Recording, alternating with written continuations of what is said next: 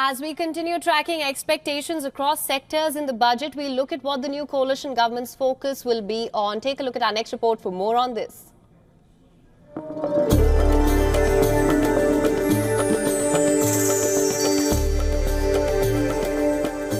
With the Union Budget 2024 approaching on July 23rd, various sectors across India are buzzing with anticipation.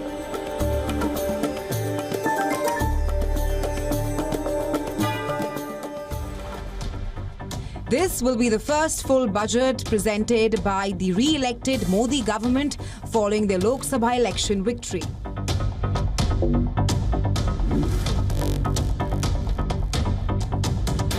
A common theme across sectors is the hope for renewed tax reforms and increased government spending on infrastructure. The real estate industry, for example, is looking for tax relief to stimulate the market, while the financial sector is eyeing tax breaks for consumers. Additionally, experts suggest raising the standard deduction under the personal income tax structure and simplifying the goods and services tax. The education sector seeks a budgetary boost for teacher training and also digital infrastructure projects.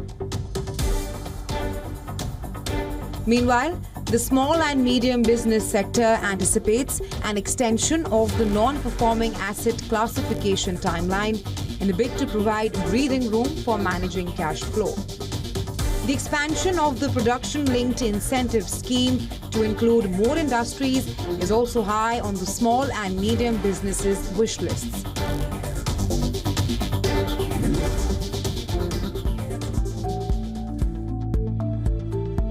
The government has prioritized an investment-led growth strategy in recent years. This has resulted in a major increase in capital expenditure on infrastructure projects.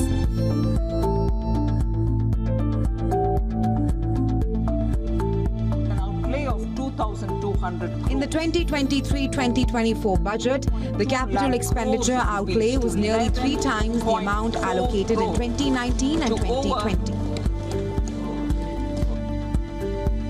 This trend is expected to continue in the new budget, with a focus on sectors like energy, transportation, and logistics. This increased investment in infrastructure and logistics aligns with the government's long-term goal of transforming India into a $5 trillion economy. Initiatives like the National Logistics Policy and Bharatmala Pariyojana are expected to strengthen connectivity further and also fuel the growth of the logistics industry. The budget is also expected to address the government's ambitions within the semiconductor industry.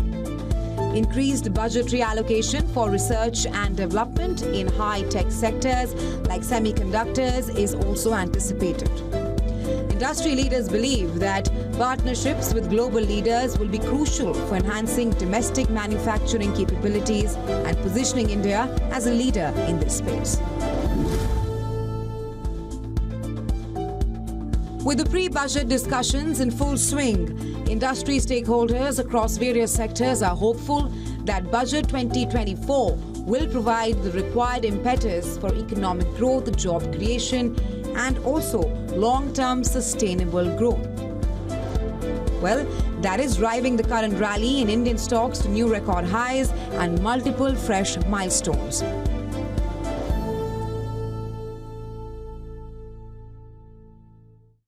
For more on this, we're now being joined by TV Mohan Das Pai, Chairman RN Capital Partners, live from Bengaluru. Thank you so much for joining us on World Business Watch. Thank you. So, big day today. Are you anticipating any major surprises in this year's budget? Well, I don't think there's going to be surprises as much as a statement of intent for the Modi government.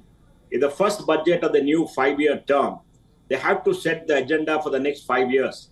Prime Minister Modi promised earlier the first 10 years were a trailer, and you're going to see what is going to happen next 5 years. So there has got to be clear focus. Now, I hope the budget addresses the big challenges India has. The big challenge is the lack of purchasing power in rural areas. We need a large DBT program for the 10.6 crore women who get subsidized gas to put money in the bank to increase purchasing power. The job issue. We need to pick up 300 poorest districts and create special employment zones and create an incentive program for more jobs there, because jobs are created in the poorest district. That will improve the economic conditions of maybe 30-40% of India's population. The next thing will be about infrastructure. I'm sure it's going to increase allocation. It's got money. The fourth big issue is about the regulatory overreach. We are seeing many cases where ED, CBI and others are going after people, but we're not seeing many cases where charges have been filed into court. So there is an element of fear in the business, and that has to end. We need to make sure that they file charge sheet within 6 months and make sure that the case is decided in 3 years so that the law is carried out. And I think that has to be reined in to create ease of doing business, including tax terrorism. The tax disputes have gone up to 12 lakh crores from 4.5 lakh crores in the last 10 years. And the next issue will clearly be the vision for the next 5 years and where he thinks we're going. India's economy is in great shape. Tax collections are going up in double digits. The banking sector is in great shape. Investments are coming into startups and investors coming into IPO market. So investments is going up. Private sector investment is also going up. Corporate profits are good. Debt levels for the corporates are less. So I think we've not seen an economy with such a great standing in the last many years. So everything is going for the government, and we need a big push and impetus in multiple areas for the next 5 years to be done right now. All right, sir, well, you've pretty much summed it up. That being said, which specific industries are expected to drive India's $5 trillion economy ambitions? Well, I think the big industry that will drive is electronics, because we have to tackle the global market. The second big industry will be services. We exported $341 billion, and we must make sure startups and services are given the impetus by reducing the regulatory cholesterol that impacts them. There are many small issues that impact them. And the third is to make sure we get more FDI in the financial sector, because the financial sector is banking sector is profiting at the cost of the borrower. If you are a capital short country, many banks have a spread of 4% NIM. 4% is very high globally. 1.5%, 2% is the global norm for big countries. It's 4%. We're paying through a nose for borrowing, and the depositors are not getting money because of the past NPS. Now NPS have come down, and we want to see more competition there. So they must open up, sell out some banks, get some big global banks in. I think that is very important. Then infrastructure, of course, to improve productivity. Our railways still need a great infrastructure to move people. Our roadways still need to be connected in multiple areas. The connection to the ports from the entire expressways have to be done. I think that's work in progress. And the cities, we need the metros to come up. We have 950 odd kilometers of metro. Another 900 kilometers is getting built. We need 5,000 kilometers of metro in the top 30 cities, because commuting in cities has become hell. We have prosperity has created traffic problems. So we need focus on the urban areas too. I think all this should be invested in. If this invest, I think they will take us to 5 trillion. All right, sir. Well, you said that everything seems to be going for the government. That being said, how can the government ensure financial equality?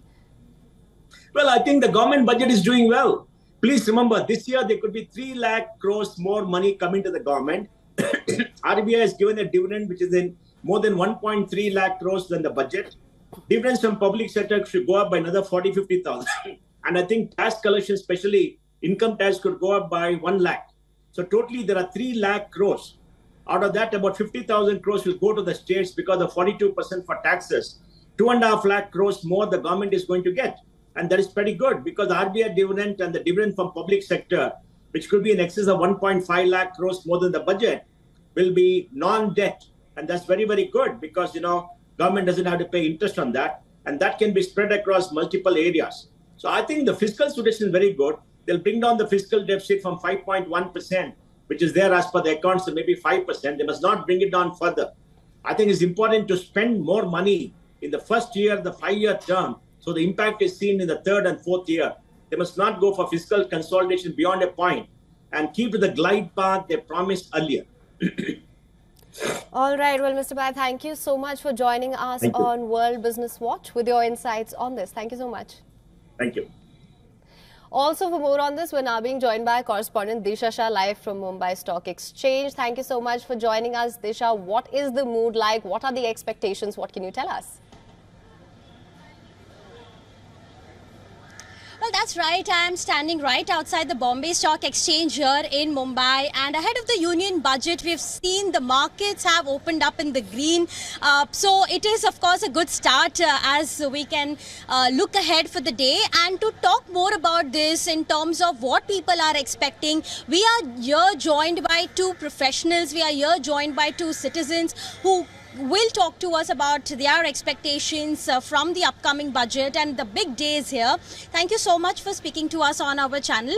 So what are your expectations from this year's budget? We are just few hours away from the budget. So what are your expectations? Good morning, Disha. I'm Janil here. I'm an AMFI registered mutual fund distributor. From this budget, I'm looking forward towards a good amount of tax benefit a salaried class person would get. Even if he's taxed in the new regime, I would request if the government could give them the benefits of Chapter 6A, especially when it comes to housing loan or education of their child's, like child education loans, mediclaims, which are the basic necessities. As well as, along with that, even towards senior citizens, like the government previously did a good step, shifting 15 lakhs to 30 lakhs for the senior citizen savings schemes, even a little add-on benefits because the cost of living with inflation is too high. And with the dividends and interest from other sources being taxed, senior citizens cannot meet up with their medical expenses and are feeling that hardship. So requesting the government to aid them too.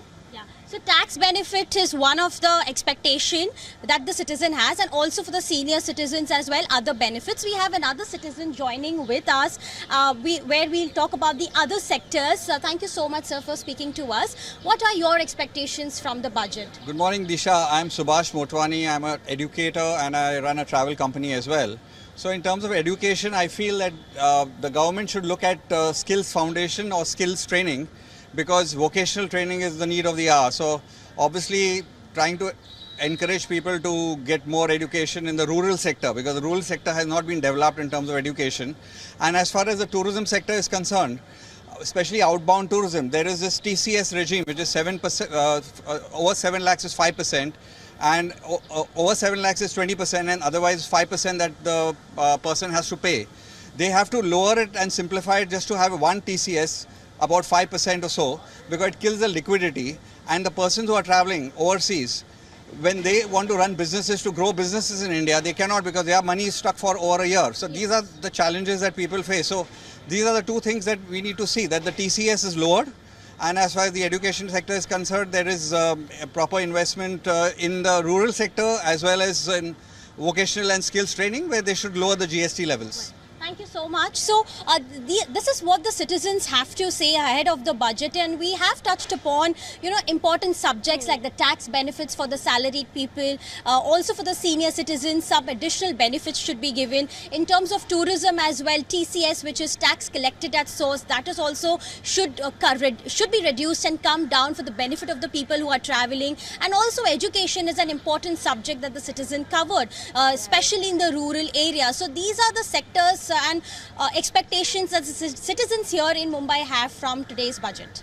All right, well, Disha, thank you so much for bringing us the latest on this and also for getting us a perspective on what it is that the people are expecting from the budget. We'll, of course, continue to track all of the developments through the course of the day with you there. For latest news, download the WION app and subscribe to our YouTube channel.